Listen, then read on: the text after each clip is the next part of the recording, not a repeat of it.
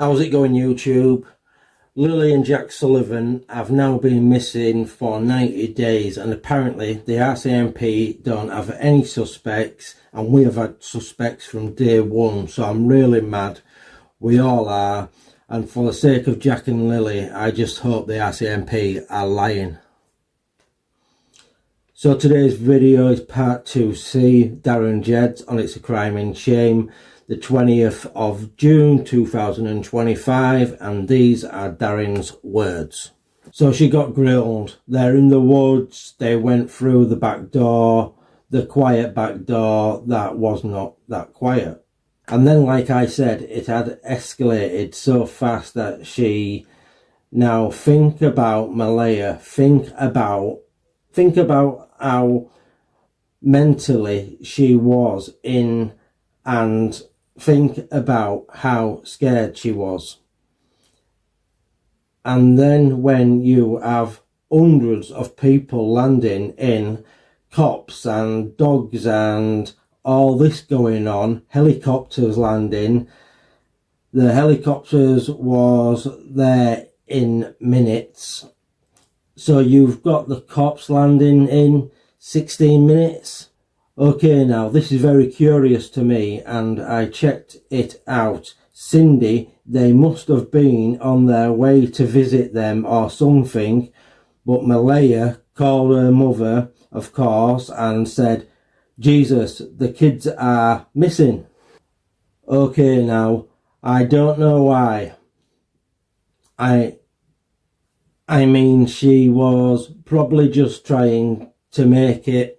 I don't know why she would do that way, but I don't think her mind would be predictable at that point. And anyway, it was only 12 minutes after the cops got there, so it was 16 minutes from the time she additionally called the cops till the Mounties got there. Then it was 12 minutes after that Cindy's mother and Cindy's living husband landed, so that's 28 minutes. This is why I thought Cindy's in on this, because instantly I thought my relatives, I hate to think it, but I thought Cindy's got to be in on this because Cindy lives in Wentworth and it's hell of a lot longer to get from Wentworth to Lansdowne than 28 minutes. So then another thing I found out today, you see, from this really good witness. And if they're watching this, I'm going to uphold my promise to you, and thank you so much. Thank you so much. Because you did a lot. You really did a lot. And you're taking a chance on me, and I wouldn't let you down. So see what confused me too about Cindy and her husband being there so quick from Wentworth was I took for granted that Patty was with them and landed at the same time. So I thought this might be a collusion between my family, because there's no way could Patty get control with them, right? But then I found out today, no, it was separately. They got there in 28 minutes, which I was still curious about. But Patty took her own car and landed an hour later. So that straightened that out for me, see? So that cleared me of Patty, and I've talked to Patty and I've checked on Patty, and Patty's lovely. The Mackenzies love Patty. Everybody loves Patty.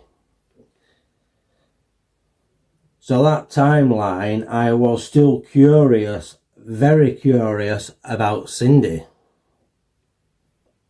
And I came to realise that was just a fluke. They was on their way to visit anyway. Okay, so that's the way it initially went down. So what else can I say? That's the way it went down. At the time, I was 90% sure that what I was telling you was correct. But I was going to see some people about this that I wasn't sure I'd be coming back from. So if I never come back, I wanted somebody to be able to say, this is what he thought when he went to see, when he went to do this, and if he went to do this and I ended up not coming back, then that would give you a good, strong trail to follow. So the people I went to see, I never expected this, you see. I expected a different thing altogether.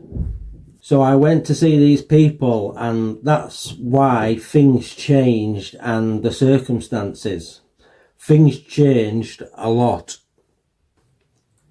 But I will tell you this, guys, and the end result. If Daniel was guilty of being involved in the disappearance of these kids, the kids would have definitely been hit. No two ways about it. If Daniel was guilty of that, they would definitely be unalived. If Daniel was innocent of that, and I'm only talking about the removal of the kids, I'm not talking about their life together, I'm only talking about the disappearance of the kids. Okay, if Daniel has no direct involvement in the kids' disappearance of the kids, then I think the kids are going to be alive. Because Malaya was not going to have the kids unalived or seriously harmed. Okay, at the beginning of this, even this morning, I wasn't sure about Daniel, but I'm sure now. So Daniel's still got a lot of answering to do. And so there you go. That's all I've got. Search money. Somebody's going to have to answer to that.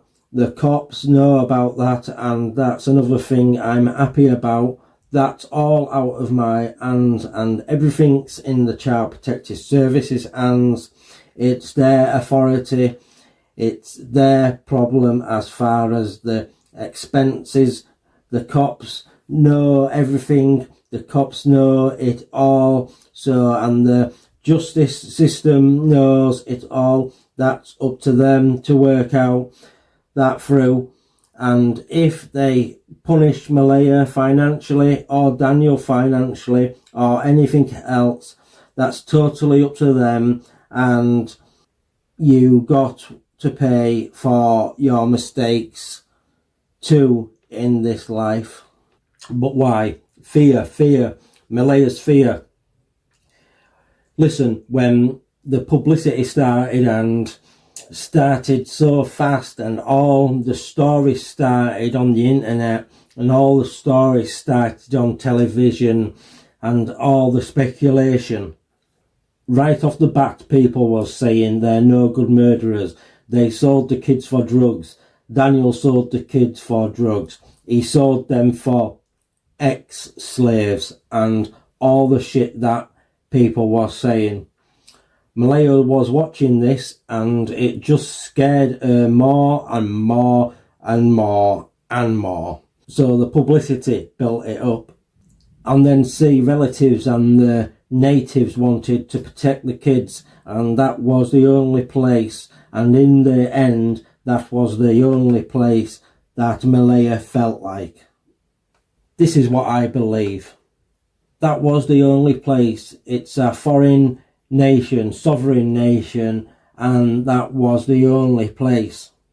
So she was getting advice right off the start from my native relatives about the legalities, about the reservations, about what rights the native people have and how things work on the reservations. But it built up so big because it happened so fast, and so many people speculating, or I know this and I know that, and Malaya's sitting there.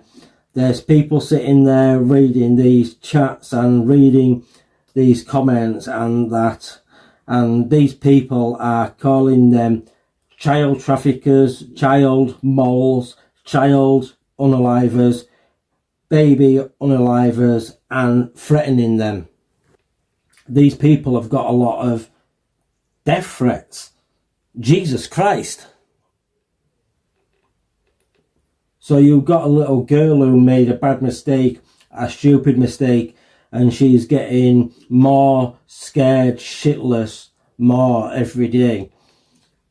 People made it big. We made it big. I never made this big up until I came to a dead end. And I realised the only way I was going to get information, because there was people that pretty much refused to talk to me at all. And the only way I was to get a message through to these people was to go online, was to now, I'm a tactical dinosaur, so it scared me. Jesus Christ, I can't barely use Facebook. I got this flip phone. I can dial and call somebody, and somebody can call me, but I don't even know how to text on this goddamn thing. You had to help me for half an hour to get on your goddamn program. So that's the whole. It's very simple if you go look at it from start to finish. And I know you're skeptical, and you should be, because it's such a drastic change. All about a panicked mother that was having problems and in a relationship and was scared for her kids and made a bad decision about how to protect her kids, and had some little friends to help her. I believe this transporting and that started off with a group of little girls and didn't realise they was trying to do something good for their friend, and they didn't realise what was going on here. And that's what I believe. And now I want the cops to move. Don't jerk around, you guys. These kids could be anywhere. Could be anywhere. These kids could be anywhere from a farmhouse outside of Tavermush to Plattsburgh, New York. These kids could have gone through the big reserve in Ontario, the one that borders Canada and the United States. See, I have no ability. I don't have the ability. I don't have the resources. But I'm glad. I'm glad Meadow's safe, and as far as these two kids go, I'm 1000%. See, the main reason I know these two kids are alive is because the people that cared about them are the ones that took them. I say 99% the kids are with natives. Right, I will leave it there because I'm not trying to make the videos too long. There will be one final video, part 2D, to finish Darin's 20th of June statement on It's a Crime in Shame Live. If you're a YouTuber and you would like to use this video, then that's okay with me. We are all doing this for Jack and Lily, and videos like this is a good way to keep the people talking. Plus, there's still people that don't know about this case, so please like and share this video. It could be the most important thing you ever do. See you in part 2D. Thank you, take care, stay safe.